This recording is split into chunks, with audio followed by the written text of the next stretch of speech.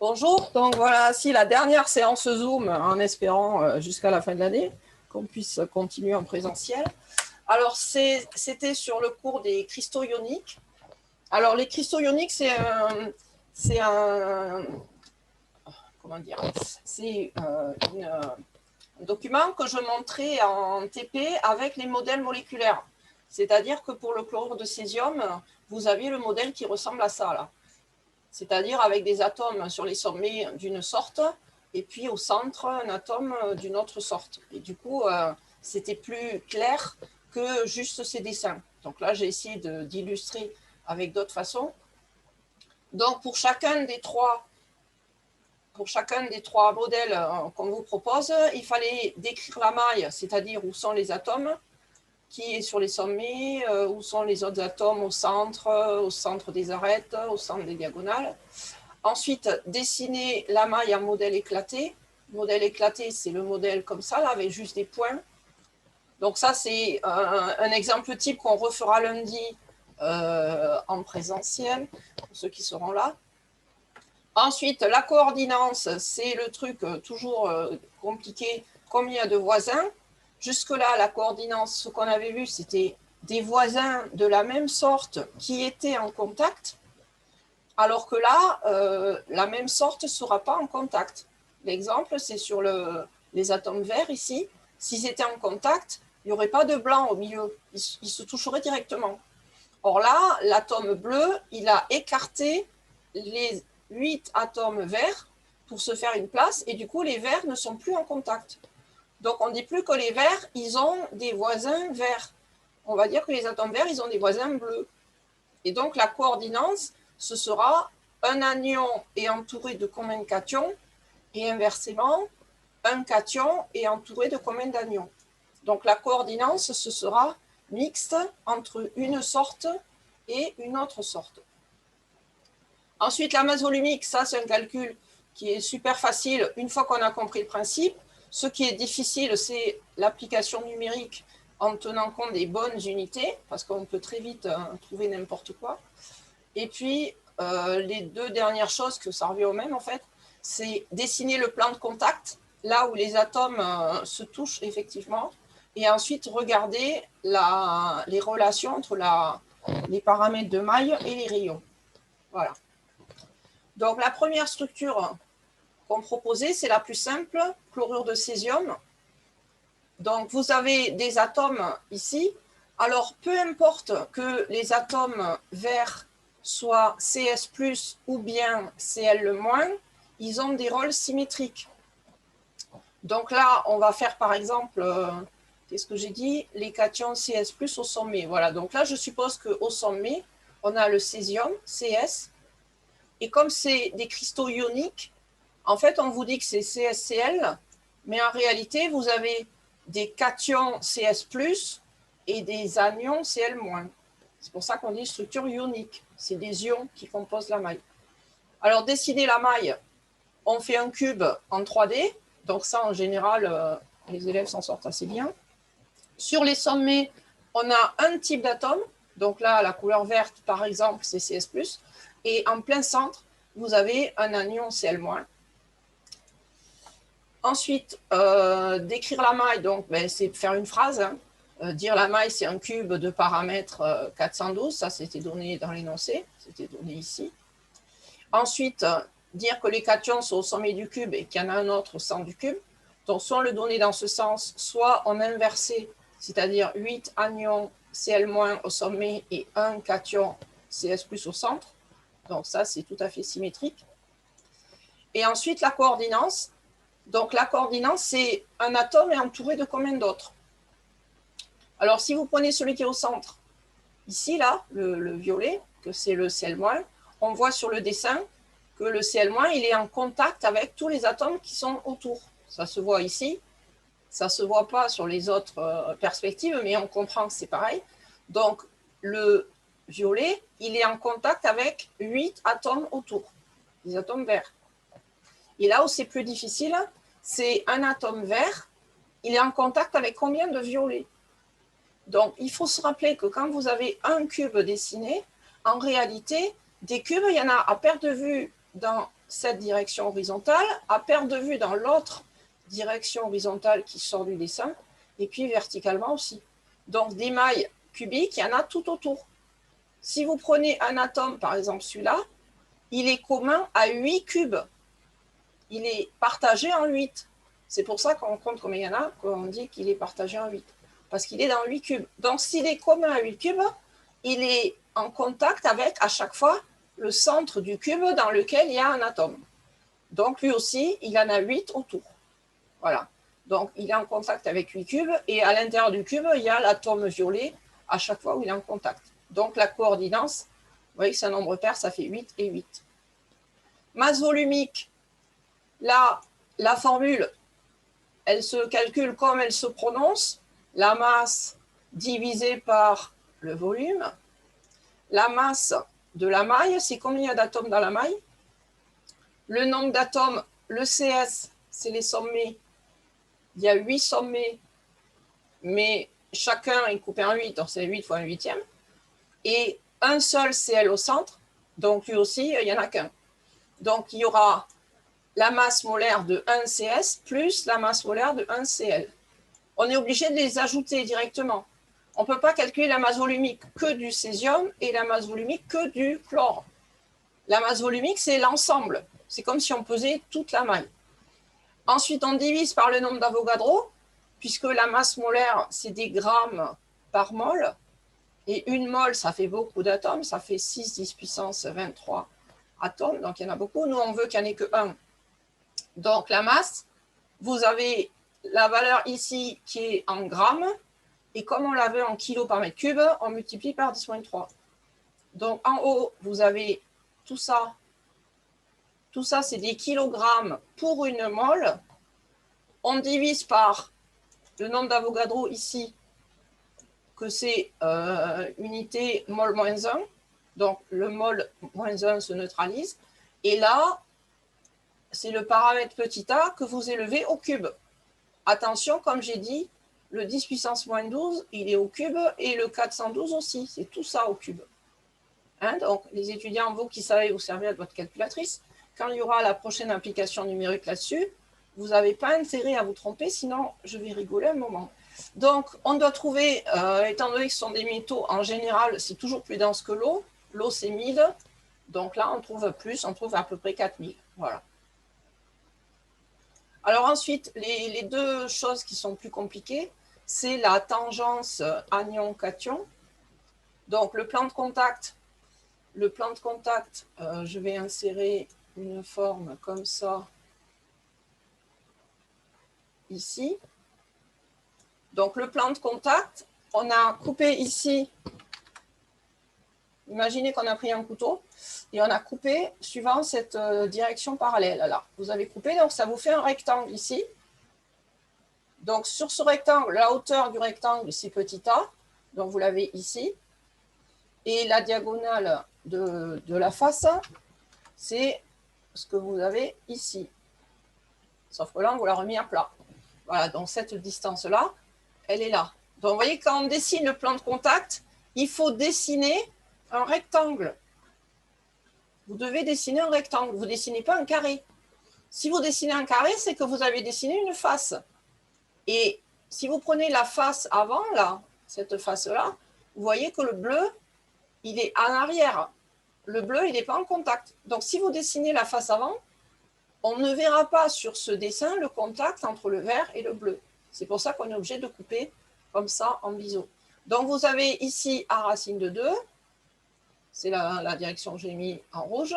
Verticalement petit a. Et la diagonale, ici, la diagonale, c'est-à-dire cette diagonale-là, c'est celle qu'on retrouve d'ici à là. Vous voyez, la diagonale, la grande diagonale du cube, elle mesure A racine de 3. On a le rayon de l'atome vert, puis on a 2 fois le rayon de l'atome violet, puis le rayon de l'atome vert. Donc sur ce dessin, là, modèle éclaté, on ne voit pas qu'il y a contact, mais dans le plan de contact, il faut dessiner le contact. Donc vous devez dessiner des cercles qui se touchent en un point. Ça, c'est les dessins les plus difficiles à faire en général, les histoires de plan de contact. Et ensuite, une fois que vous avez compris que dans ce rectangle, vous avez petit a la hauteur, a racine de 2 la largeur et a racine de 3 la diagonale, on peut essayer de voir la tangence et la non-tangence. Alors, tangence anion-cation, ça veut dire qu'il y a un point de contact entre l'anion et le cation. Le point de contact, c'est le point qu'on a ici, là, à chaque fois. Le point au moment où on passe du vert au violet. Il y a un point de contact. Donc, si vous regardez la diagonale du cube, a racine de 3, c'est tout ça. Si je divise ça en 2, c'est-à-dire je vais que jusque-là, a racine de 3 sur 2, du coup, on voit que c'est censé être un rayon vert plus un rayon violet. Donc, a racine de 3 sur 2, on peut le calculer parce qu'on connaît A. Et si on a les rayons des ions, on peut le calculer aussi et on voit que ça tombe pareil. Donc, ça veut dire que, suivant cette direction, on a bien la bonne valeur des rayons pour qu'ils soient en contact sur un point. Donc, comme il y a contact, on dit qu'il y a tangence anion-cation. Les deux sphères sont tangentes en un point, c'est-à-dire elles ont un point de contact, un seul. Alors maintenant, la non-tangence, c'est le fait que les ions ne soient pas en contact. Les ions de même signe, par exemple négatif-négatif, qui ne soient pas en contact. Alors, si on regarde sur l'arête ici du cube, on voit qu'il y a un vert, il y a du vide et il y a un autre vert. Ça, c'est avec des atomes. Les verts, on a dit que c'était les CS+. Mais comme les rôles sont symétriques, si je me décale du dessin suivant une diagonale, sur cette direction-là, vous vous décalez, vous faites une translation sur une diagonale, vous allez permuter toutes les positions. Au lieu d'avoir ce cube-là, si vous vous décalez d'une demi-diagonale, en fait, vous aurez le cube inversé avec toutes les couleurs inversées. C'est-à-dire que du violet sur les sommets et le vert au centre. Et dans ce cas-là, on voit que cette direction petit a, c'est plus grand que 2 fois le rayon de l'anion Cl-. Donc là, au lieu de faire 2 fois, j'avais fait A sur 2. La moitié de A, c'est A sur 2. Donc cette direction-là, A sur 2, ça doit être plus grand que le rayon Cl-. Alors, pour la tangence anion-cation, c'est simple. On regarde un cation, un anion. Mais pour la non-tangence, en général, ce sera toujours anion-anion, c'est-à-dire les deux formes négatives. Pourquoi?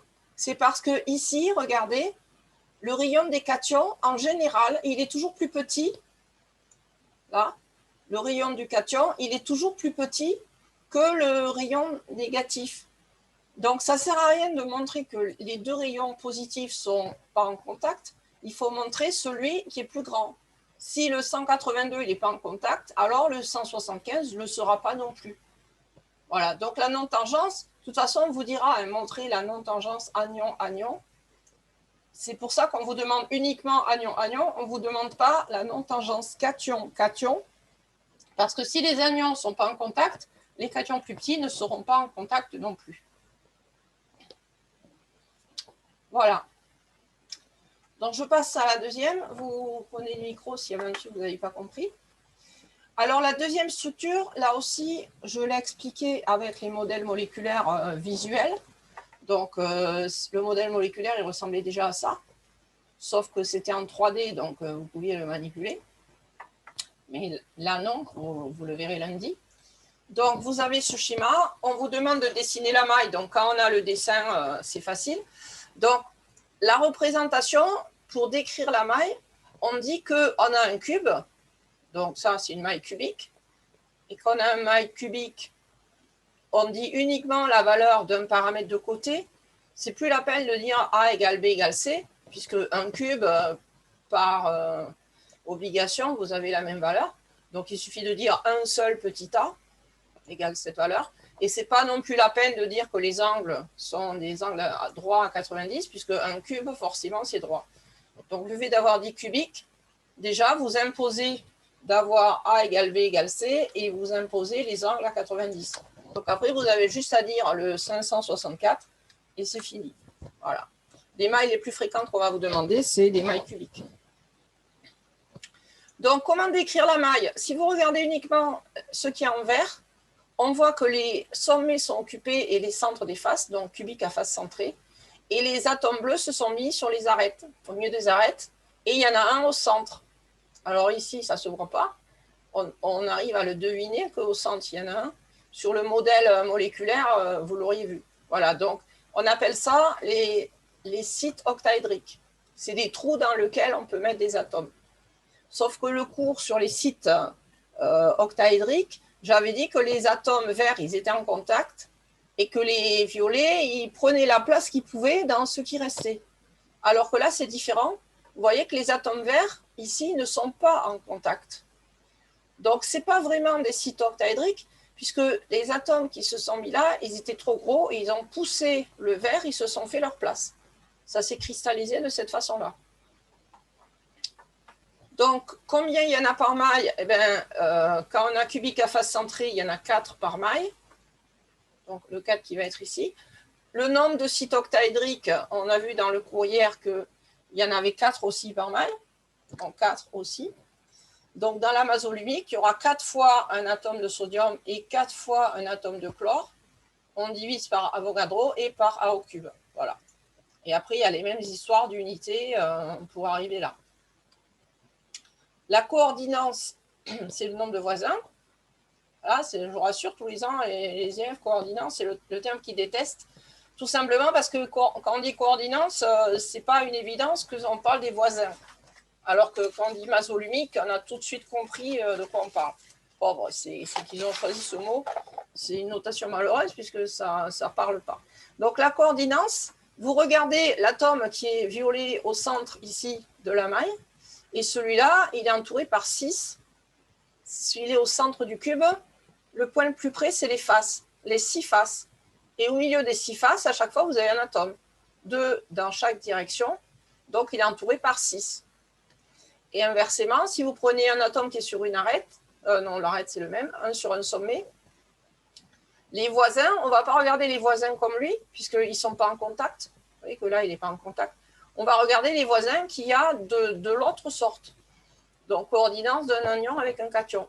Donc, sur ce dessin, on voit qu'il est en contact avec celui-là, celui d'à côté sur cette direction. Et vous vous rappelez qu'on a un cube à côté là. Donc, sur la même direction de ce côté, ici, là, il y a le même atome violet symétrique. Donc, il y en a 2 dans cette direction. Ensuite, ici, il y en a un et il y aura celui qui est au-dessus aussi, le cube au-dessus. Et puis, il y a celui qui est en arrière et celui qui est en avant, devant. Donc, il y en a 6 aussi. À chaque fois, il va y avoir 6 voisins d'une autre sorte.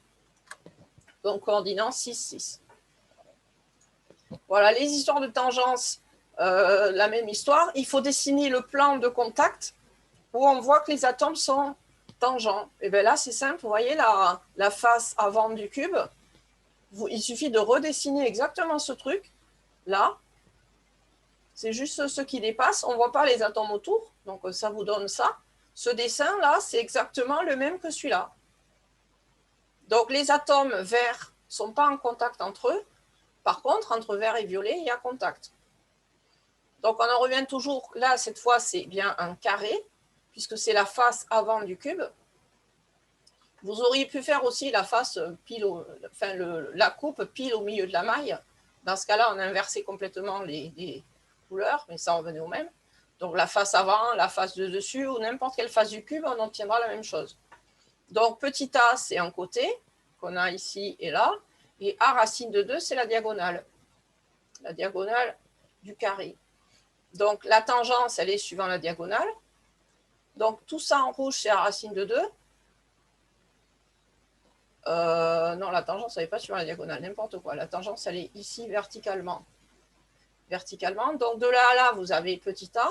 Et si vous divisez par 2, a sur 2, c'est-à-dire vous arrêtez là, a sur 2, vous avez un rayon violet plus un rayon vert. Donc, l'arête du cube a sur 2, on part de la valeur a qu'on avait dès le début. 564 divisé par 2, ça vous fait 282. Voilà, ça c'est la calculatrice qui le dit. Et ensuite, si vous faites la somme rayon Na+, rayon Cl-, avec les rayons qui étaient donnés ici, vous arrivez au même résultat. Donc, ça veut dire que la distance entre les deux, ça correspond bien à la somme des rayons. Donc, les atomes de signes différents sont en contact. On dit qu'il y a tangence. Et cette fois, suivant la diagonale, donc A racine de 2, c'est tout ça. Si je fais A racine de 2 sur 2, c'est encore trop grand. Et si je fais A racine de 2 sur 4, j'arrive ici. J'arrive pile là où c'est blanc. Et on voit que A racine de 2 sur 4, c'est plus grand que juste un rayon vert. Donc, A racine de 2 sur 4, quand on calcule, ça fait 199. C'est plus grand que le rayon d'un anion. Et comme le rayon de l'anion, il était de toute façon plus grand que le rayon de cation, c'est pour ça qu'on ne teste pas non plus la non-tangence cation-cation. Ça ne sert à rien. Voilà. Donc, la tangence et la non-tangence. Et je passe au dernier. Alors, celui-là, c'était le plus difficile à voir, la blinde. Et ça coûte une blinde, comme a fait remarquer Thibaut tout à l'heure. Le prix au kilo, c'est du style 900 € le kilo, donc je n'aurais pas cru que c'était à ce point. Alors, comment sont répartis les atomes? Juste avec ce dessin, c'est très difficile à voir, mais avec le modèle moléculaire, si vous aviez pu l'avoir, ça vous donnait ça. Donc, comment sont répartis les atomes? Les atomes de soufre, en jaune, les plus gros, ils ont une représentation cubique à face centrée. Donc, vous voyez que sur le cube, il y a tous les sommes occupées plus les centres des faces. Et là où c'est plus difficile à voir, c'est les atomes de zinc, les ions Zn2+. Donc, ils sont, si vous prenez cette direction en haut du cube, cette diagonale, et que vous descendez légèrement, vous allez avoir deux atomes qui sont en opposition suivant la diagonale.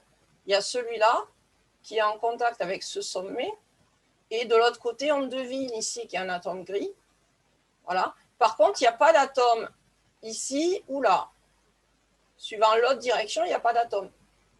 Et les deux autres atomes de zinc, on voit qu'il y en a un là, et il y en a un qui est derrière aussi sur le coin caché au fond.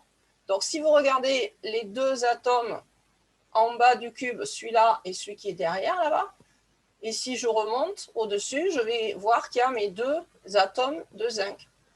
Donc, globalement, les quatre atomes de zinc, ils forment ce qu'on appelle un tétraèdre.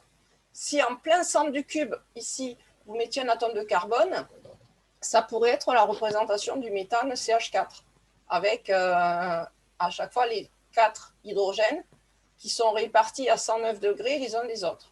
C'est pour ça qu'on dit qu'on a une structure, ils forment un tétraèdre. Donc, les cations Zn2+, ils sont dans les sites qu'on appelle les sites tétraédriques. C'est comme si le grand cube, je l'avais partagé en 4 petits cubes en haut plus 4 petits cubes en bas. Le grand cube, il est constitué de 8 cubes. Et les zinc, ils sont seulement dans un site sur deux. Il y en a un ici, là, il n'y en a pas. Puis, il y en a un ici, là, il n'y en a pas. Et en bas, c'est en alternance. Alors, on m'a demandé tout à l'heure pourquoi le zinc n'aurait pas pu occuper tous les sites tétraédriques, c'est-à-dire les 4 en haut et puis les 4 en bas, ou alors les 4 en haut et pas occuper les 4 du bas. Alors, pourquoi on ne les occupe pas tous les sites? Tout simplement parce que vous avez le cation qui est Zn2+. Un cation, il a 2 charges plus. Et si vous regardez le soufre qui est jaune, le soufre, lui, c'est S2-. Le soufre, il a 2 charges moins. Et du point de vue de la stoichiométrie, un cristal, il est neutre. Ça veut dire qu'il y a autant de charges plus que de charges moins. Et donc, il faut un Zn2+ avec un S2-. Et si vous occupiez les 8 petits cubes, il y aurait 8 ions zinc dans la maille, alors qu'il n'y a que 4 soufres. Ça ne vous faisait pas la bonne charge. Et en plus, là, ZNS, en fait, on aurait dû l'appeler Zn4S4, avec ça en indice. Hein, ça, vous connaissez comme quand c'est CH4. On aurait dû l'appeler Zn4S4, parce que dans la maille, il y avait 4 zinc et 4 soufre, mais on peut tout simplifier. En fait, un cristal, c'est à l'infini des mailles dans un sens, dans l'autre. Il n'y a pas juste 4 atomes. Il y en a peut-être 4 millions de l'un, 4 millions de l'autre. Donc, puisqu'on avait le même nombre, ils ont dit, ben, on va l'appeler tout simplement ZnS. Voilà. Ça veut dire qu'il y a autant de Zn que de S. Donc, ça aussi, je vous montrerai un exemple lundi. Donc, la position des atomes de zinc, c'est le truc le plus compliqué à comprendre. Et pourquoi ça s'est réparti? Ben, c'est pour l'équilibre. Si vous aviez les 4 atomes de zinc en haut, il y aurait trop de répulsion peut-être entre eux par rapport à si on les écarte comme ça. Voilà, de toute façon, on ne va pas vous demander pourquoi la structure elle a cristallisé de cette façon. On vous dira c'est comme ça et vous essayez de faire avec. Alors, masse volumique, le truc à comprendre, c'est qu'il y a 4 atomes de zinc et 4 atomes de soufre. Donc, on doit additionner les masses des deux pour faire la masse molaire moyenne. Voilà, on trouve 4091 kg par mètre cube. Et ensuite, pour le plan de contact, alors le plan de contact, j'ai choisi cette direction-là. Là, je vous montre sur les deux, la base en bas et la base en haut, le sommet. Donc là, c'est comme si je prenais un couteau et je coupe verticalement suivant cette direction. Donc, vous voyez que vous avez 3 atomes sur les sommets, en haut et en bas. Par contre, ici, là, quand vous coupez au milieu, étant donné que ces atomes, ils sont en avant ou en arrière du plan de coupe, ils ne vont pas apparaître, ces 4 atomes, ni ceux qui sont devant ou derrière. On voit que ce qui est dans le plan de coupe. Donc là, vous voyez qu'on a uniquement 3 atomes du haut, 3 atomes du bas. C'est ça le plan de contact, hein. C'est celui-là. Le fait que les atomes débordent, ça c'était ce que j'avais fait pour vous faire comprendre, mais le plan de contact, c'est celui-là, où on voit vraiment, c'est comme si on avait coupé au couteau, et qu'est-ce qu'on obtient? Et les atomes de zinc, donc quand vous commencez à descendre, vous coupez, là vous partagez en deux les atomes de zinc. Donc les atomes de zinc, on voit qu'ils sont en contact avec le jaune, puisque c'est suivant cette direction de coupe qu'ils touchent. Par contre, si je continue à descendre et que j'arrive ici, je passe exactement au milieu des 2 gris qui sont de part et d'autre. Donc les 2 atomes du bas, là, il y en a un qui serait retrouvé ici en avant et l'autre en arrière. Et on ne le voit pas puisque le plan de coupe, il ne contient pas ces atomes. Donc on a uniquement ça. Alors comme d'habitude, on essaie de montrer la tangence des ions de signes différents, anion, cation. Donc là, on voit qu'il faut se placer suivant la grande diagonale. Donc la grande diagonale en entier, A racine de 3, c'est trop long. Si je fais A racine de 3 sur 2, j'arrive ici, je peux encore simplifier. Et si je fais A racine de 3 sur 4, on voit que j'ai exactement un rayon jaune plus un rayon gris. Donc A racine de 3 sur 4, puisque vous connaissez la valeur de A, ça vous est donné 541, vous pouvez faire le calcul 541 fois racine de 3 sur 4, ça ne pose aucun problème, vous arrivez à 234. Et ensuite, si vous additionnez les rayons qui sont donnés ici, 70 et 164, là aussi, ça vous fait la même valeur. Donc, vous obtenez la même valeur à partir du rayon du côté du cube petit a ou à partir de la somme des rayons. Donc, vous avez bien contact entre les atomes. C'est ça qu'on appelle la tangence. Et la non-tangence, anion-anion, vous avez vu là, le zinc, il est quasiment 2 fois plus petit, plus de 2 fois plus petit que le soufre. Donc, on ne va jamais essayer de montrer la non-tangence du zinc. Par contre, on va montrer la non-tangence du soufre. Le fait que les atomes jaunes, là, ils ne sont pas en contact. On voit qu'il y a du vide. Partout qu'on regarde, on voit qu'il n'y a pas de contact entre 2 jaunes successifs. Nulle part. Donc, pour la non-tangence, on ne va pas regarder sur la diagonale.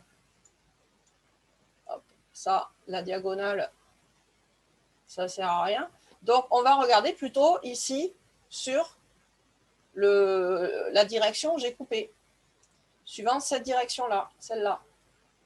Donc ça, j'enlève. On va regarder A racine de 2, c'est cette direction-là, ça fait A racine de 2, et on voit qu'on a mis 4 atomes jaunes, mais par contre, les atomes ne sont pas tangents. Donc, A racine de 2, c'est tout ça. A racine de 2 sur 2, c'est encore trop grand. Et A racine de 2 sur 4, on commence au sommet et on arrive ici au milieu. Je vais essayer de zoomer. Même en zoomant, on voit que dalle. Donc, on voit que globalement, on part d'ici, on arrive là. Donc, à racine de 2 sur 4, vous avez la valeur de A, donc vous trouvez que ça fait 191. Et si vous regardez le rayon jaune, ici, la valeur, c'était 164. 164, c'est plus petit que 191.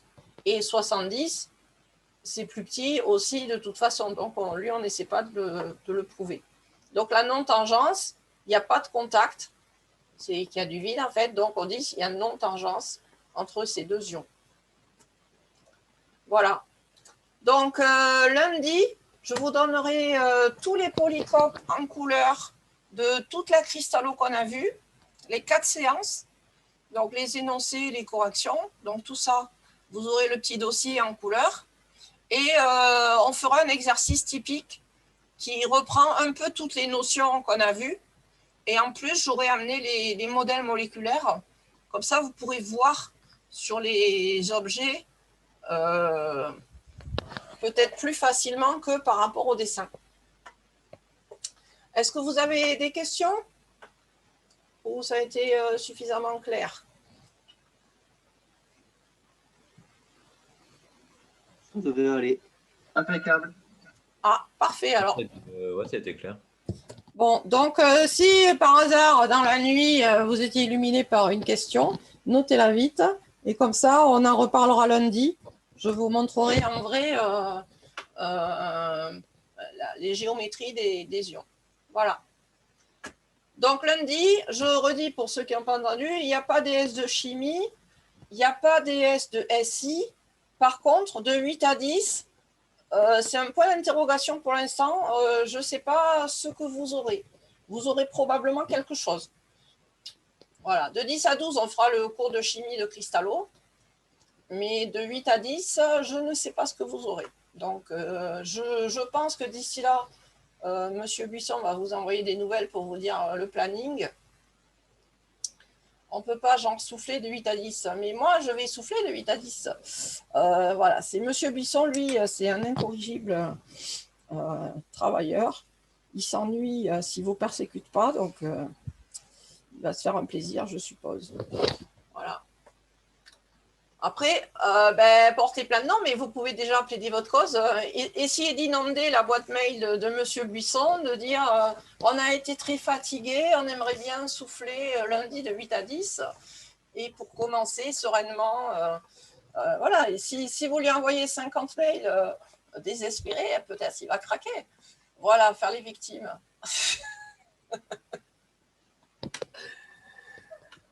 Bon, l'énervez pas trop parce que c'est lui qui va rédiger les commentaires définitifs sur les bulletins.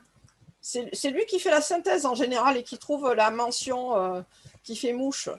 Donc, si vous l'avez un peu trop énervé, il va faire ça dimanche. Si vous l'avez un peu trop énervé avant, il risque de vous mettre un commentaire peut-être pas flatteur. Donc. Non, mais on est gentil. Et on est poli, franchement, on est gentil avec lui. Voilà. Bon. Donc, je vous ai envoyé déjà l'info pour demain que vous ferez tout seul. Et donc, on se retrouve lundi au lycée pour de vrai avec les masques. Et voilà. Allez, bonne fin de semaine. Au revoir. Au revoir. Au revoir. Au revoir. Au revoir. Au revoir.